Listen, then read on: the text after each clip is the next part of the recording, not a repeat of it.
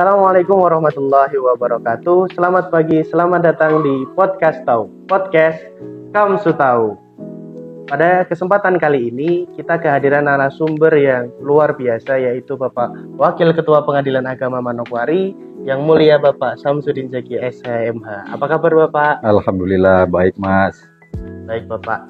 Jadi ini kita saat ini sedang ada di Podcast Tahu, yaitu program podcast dari Pengadilan Agama Manokwari yang dia membahas tentang dunia peradilan agama, khususnya Pengadilan Agama Manokwari. Baik Mas Ilham. Jadi pada episode sebelumnya kita telah membahas tentang profil Pengadilan Agama Manokwari bersama dengan Ketua Pengadilan Agama Manokwari, dan pada saat ini Bapak kita akan membahas tentang topik yang tidak kalah menarik, yaitu tentang pelayanan pengadilan agama. Baik.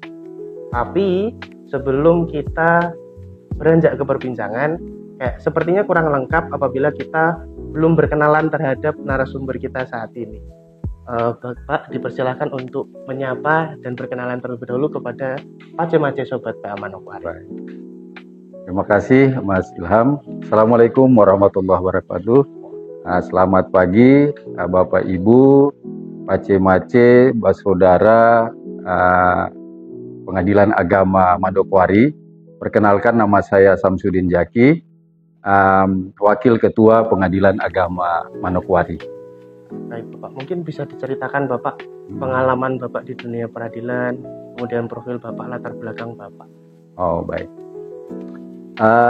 Saya berkarir di Pengadilan Agama Manokwari ini sudah kurang lebih 18 tahun ya Mas. 18 tahun. Jadi berawal dari bulan April 2007 saya menjadi CPNS calon hakim di Pengadilan Agama Tual.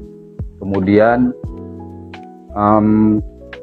jadi PNS calon hakimnya itu di bulan Agustus 2008 Mas ya. Kemudian pertama menjadi hakim itu di Pengadilan Agama Bungku, Sulawesi Tengah, yaitu pada bulan Juli 2010 Mas. Juli 2010. Kemudian saya pindah tugas di Pengadilan Agama Banggai, itu pada bulan April 2014. Kemudian lanjut bertugas kembali meniti karir di Pengadilan Agama Kota Tasikmalaya, itu di wilayah Jawa Barat, yaitu pada bulan Juni 2019. Kemudian 2020 itu saya mengikuti fit and proper test calon wakil ketua pimpinan kelas 2 ya, kelas 2. Kemudian pada tanggal atau pada bulan Agustus 2020 itu saya dilantik menjadi wakil ketua di Pengadilan Agama Tual. Kemudian saya lanjut menjadi ketua Pengadilan Agama Tual itu pada bulan Februari 2021. Kemudian lanjut saya mengikuti seleksi pimpinan wakil pimpinan kelas 1B. Jadi kemudian saya lulus dan ditempatkan di Pengadilan Agama Manokwari pada bulan Maret 2023 sampai dengan sekarang ini Mas. Nah itu seperti itu perjalanan karir saya selama ini. Sudah 18 tahun Bapak. Alhamdulillah sudah 18 tahun. Sudah banyak pengalaman dalam melayani masyarakat Bapak, Alhamdulillah, Insyaallah semoga berkah. Baik Bapak, kita mulai pada pertanyaan pertama. Dan mungkin pertanyaan pertama ini sering menjadi pertanyaan bagi Pace-Mace Sobat PA Manokwari. Baik. Yaitu tentang apakah benar pelayanan dari pengadilan agama itu terkesan mempersulit masyarakat Bapak? Oke, baik Mas.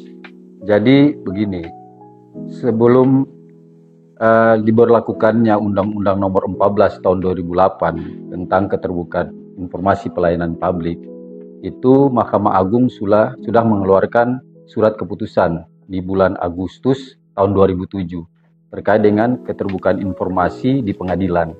Nah, ini menandakan bahwa Mahkamah Agung itu sudah jauh sebelumnya ya memberikan bagaimana layanan publik itu bisa terbuka dengan baik di pengadilan terkait dengan pelayanannya. Dan pelayanan ini sebenarnya di pengadilan itu dalam hal bertujuan untuk bagaimana prinsip layanan pengadilan sederhana, cepat dan biaya ringan itu terpenuhi.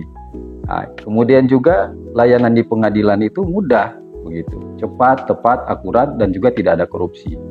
Dan bahkan dengan SK KMA itu sebenarnya memberikan sinyal bahwa ada independensi dan imparsialitasnya aparatur pengadilan khususnya di pengadilan agama ya. Makanya di pengadilan itu, khususnya di pengadilan agama, sudah ada sistem dari dulu. Sistem pelayanan itu ada. Bahkan sampai sekarang kita bisa kenal dengan yang namanya pelayanan terpadu satu pintu yang ada di belakang kita ini. Seperti itu, Mas. Oh iya Bapak. Jadi pelayanan terpadu satu pintu. Jadi saat ini masyarakat bisa mengakses layanan pengadilan hanya dari satu pintu layanan saja. Betul, Bapak, betul, Mas. Yang di belakang ini, Bapak. Baik, ya? betul, Mas. Nah, mungkin Sobat Pacematis PA Manokwari ini juga mungkin penasaran, apa saja sih Pak layanan di PTSP itu, Bapak? Ya, baik. Jadi PTSP ini kan sebuah layanan ya yang terintegrasi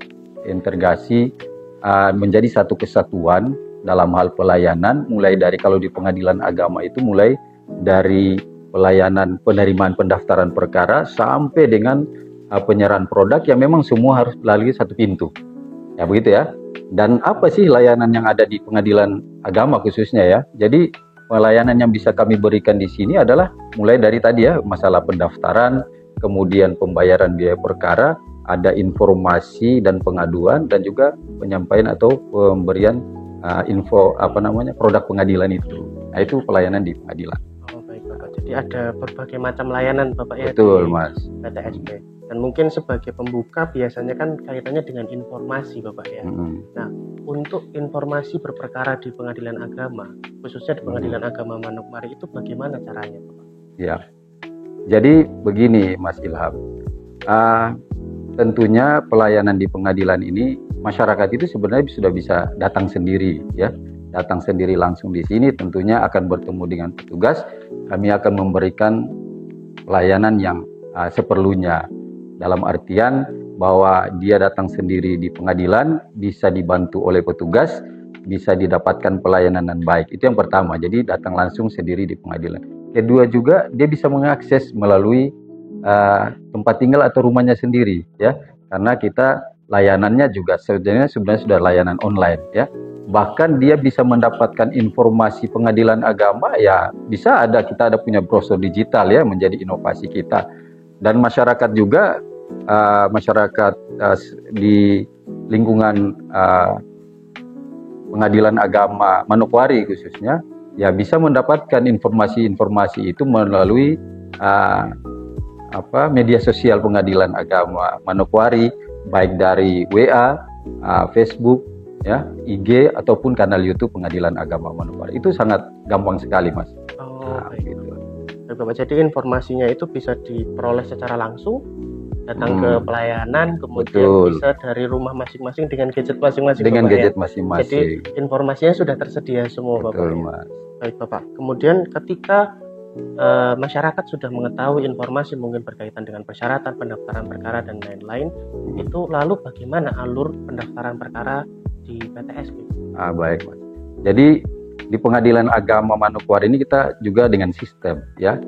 Semua dengan sistem, mulai dari masuk dari kantor pengadilan itu sudah dilayani oleh petugas, kemudian bisa mengantri, ambil antriannya sampai dengan dilayani di meja pelayanan. Nah, di meja pelayanan ini masyarakat bisa dapat informasi lebih ya yang tadi saya sampaikan. Kemudian juga dia bisa mendapatkan kebutuhan yang dia ingin untuk ketika mau mendaftar. Bahkan informasi pendaftaran ini pun akan kita bisa layani melalui online yang saya tadi bilang adalah sistem e-court ya, e-court. Jadi dia bisa dapat mendaftar di pengadilan dibantu oleh petugas, bisa juga dari rumahnya ya. Nah, itu tinggal dia membuka e-court Mahkamah Agung, di situ dia sudah bisa mengakses bahkan sampai bisa mendaftar untuk mendaftarkan perkaranya di pengadilan. Nah, itu seperti itu, Mas. Baik, Bapak. Tadi mungkin Bapak sempat sebutkan tentang e-court, Bapak ya. Oh iya. Ini mungkin istilah yang mungkin dari Sobat PA Manokwari sendiri masih belum familiar tentang apa itu e-court. Jadi mungkin bisa dijelaskan Bapak, apa sih itu e-court, Bapak? Oke, baik. Bagus, Mas.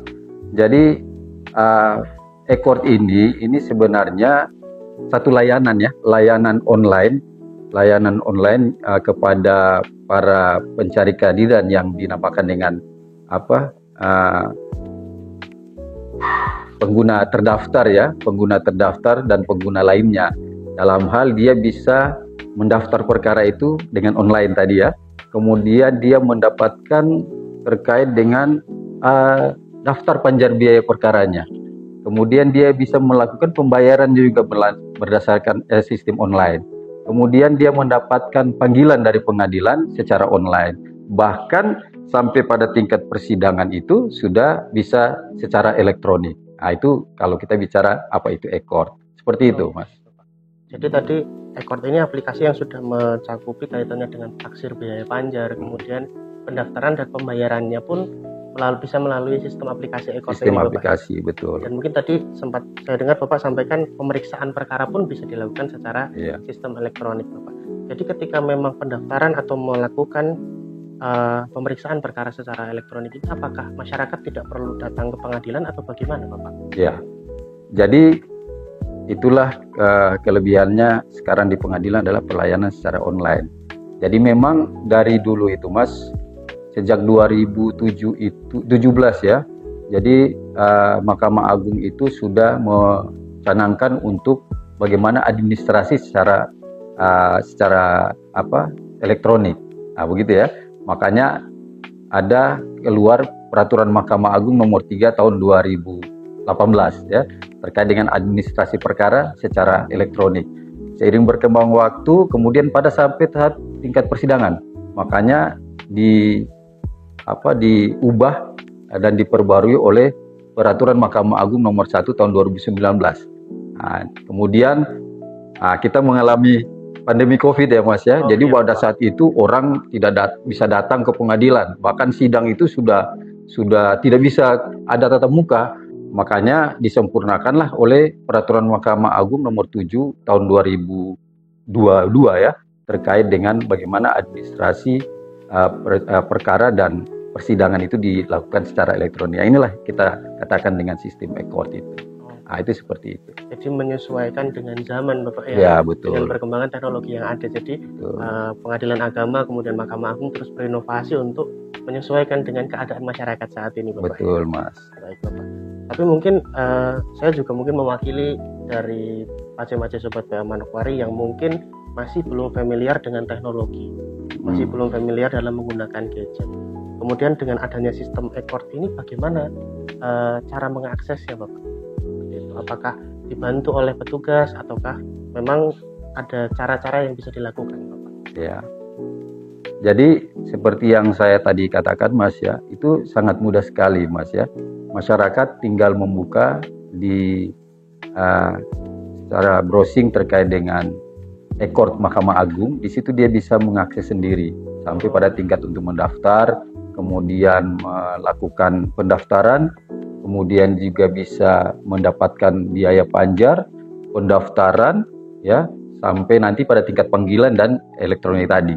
Nah, ketika dia mendapat kesulitan, bagaimana? Bisa datang ke pengadilan agama, pasti dibantu oleh petugas. Ada kita punya petugas ya untuk khusus untuk melayani e-court ya. Di situ jika masyarakat merasa kesulitan, ya pasti akan dibantu. Dan itu saya rasa itu mudah sekali ya. Mudah untuk kita sekarang ini berperkara ke pengadilan itu melalui e-court itu sendiri. Begitu. Jadi sebenarnya secara sistem sudah sangat mudah bagi masyarakat, namun ketika ada kesulitan pun pengadilan agama tetap memberikan layanan untuk membantu, Bapak ya. Betul. Jadi supaya apa yang dilakukan masyarakat untuk melakukan pendaftaran dan lain-lain bisa lebih lancar, Bapak. Iya, makanya Mas Ilham ingin saya sampaikan kepada Bapak Ibu Pace-Mace juga bahwa memang apa sih ini kemudahan untuk melakukan pendaftaran perkara dengan e-court, yaitu tentunya kita akan memangkas atau mengurangi biaya perkara. Nah, ini penting karena dulu itu biaya perkara itu memang mahal karena panggilannya. Apalagi dulu kita terkenal dengan radius ya, radius 1, radius 2, radius 3 dan radius terjauh. Nah, ini dengan sistem e-court ini itu akan mengurangi biaya perkara. Ini sangat penting. Nah, pasti murah dan terjangkau. Yang kedua juga itu memangkas waktu pemanggilan.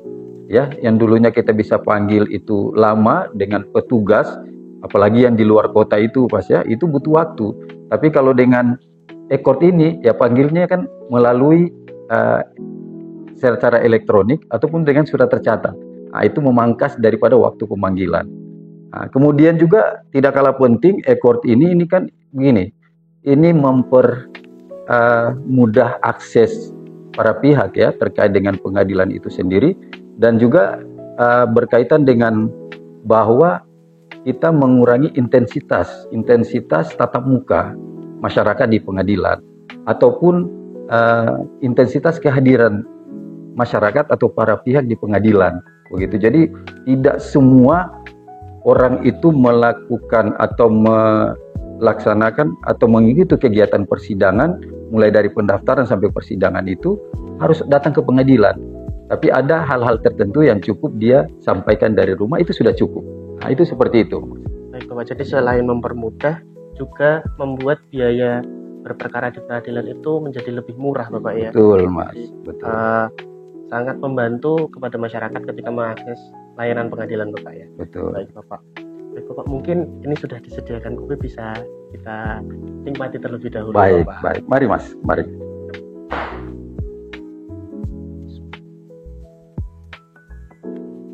Alhamdulillah. Nikmat Mas.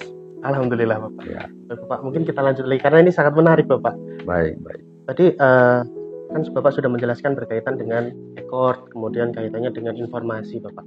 Nah, kami mungkin saya mewakili dari Pace-Mace Sobat PA Manokwari, mungkin juga berpikiran setelah mendapatkan informasi, kemudian setelah melakukan proses berperkara di pengadilan, itu produk hukumnya apa saja Bapak? Jadi produk hukum dari pengadilan agama, khususnya di pengadilan agama Manokwari itu apa saja Bapak? Oh baik Mas.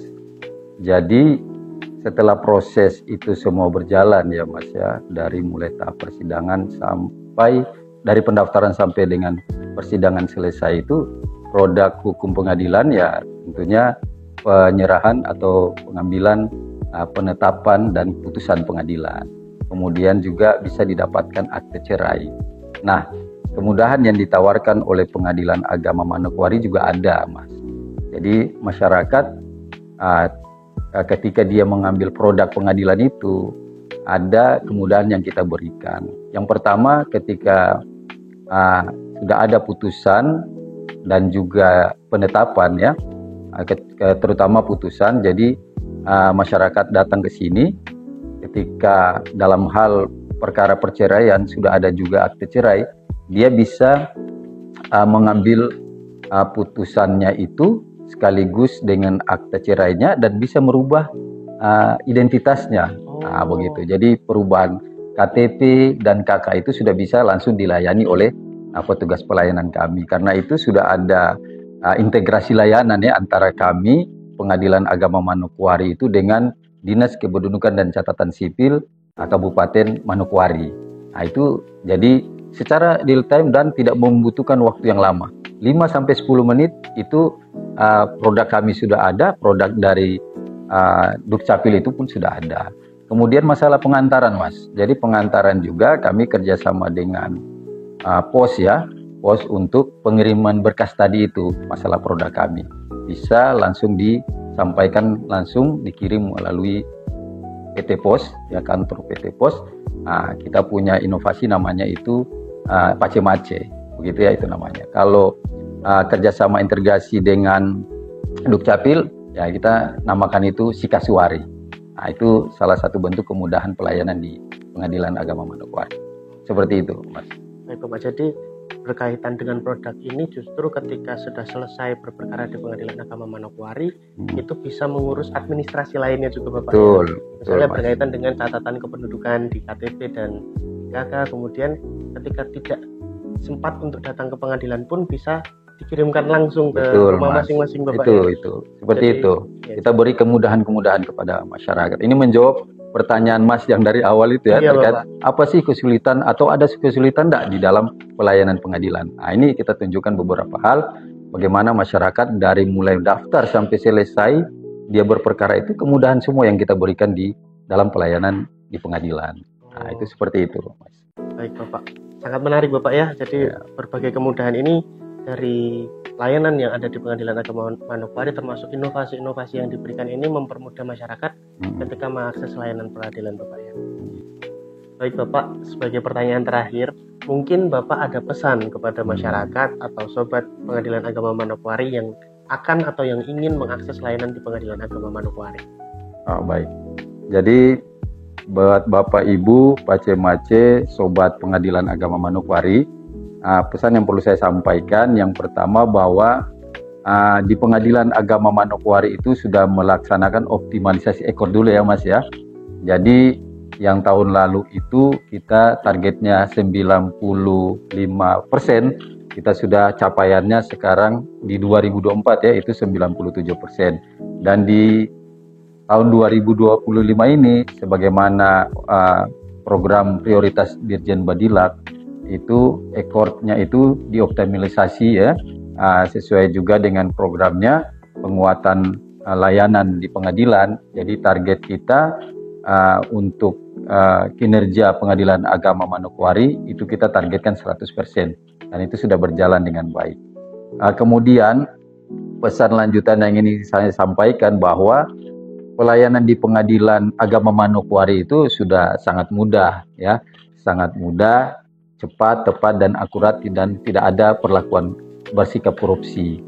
Dan kami juga minta kepada Bapak Ibu, Pace-Mace, sobat Pengadilan Agama Manokwari ya untuk membantu kami dalam hal pembangunan zona integritas ya, pembangunan zona integritas menuju wilayah bebas korupsi.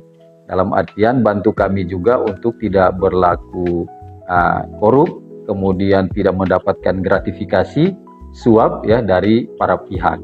Nah itu. Kemudian yang tidak kalah penting Mas, ini kami minta Bapak Ibu sobat Pengadilan Agama Manokwari untuk bisa follow ya akun sosial media Pengadilan Agama Manokwari seperti yang di bawah ini Mas. Mungkin itu Mas yang bisa saya sampaikan. Baik, siap Bapak, sangat menarik sekali Bapak ya. Semoga podcast ini bagi sobat Pengadilan Agama Manokwari dapat bermanfaat dengan informasi-informasi yang memberikan kemudahan bagi masyarakat. Baik. Namun tidak terasa Bapak mungkin ini sudah sampai di penghujung acara. Terima kasih atas kesediaan waktu Bapak dan kesediaan Bapak memberikan informasi sehingga supaya masyarakat dapat mengetahui akses layanan di Pengadilan Agama Manokwari. Baik Mas. Terima kasih Bapak. Ya sama-sama Mas. Dan untuk Pace-Mace sobat PA Manokwari sekalian, terima kasih telah menyaksikan podcast kali ini. Jangan lupa like, komen, dan subscribe. Dan seperti apa yang tadi disampaikan oleh narasumber kita, jangan lupa follow akun sosial media Pengadilan Agama Manokwari. Saya Ilham Fatur Rahman Darmawan, pamit undur diri. Saksikan podcast Tahu episode-episode selanjutnya karena kami akan menghadirkan banyak narasumber yang luar biasa serta topik-topik perbincangan yang menarik. Podcast Tahu, podcast Kamsu Tahu. Assalamualaikum warahmatullahi wabarakatuh. Waalaikumsalam warahmatullahi wabarakatuh.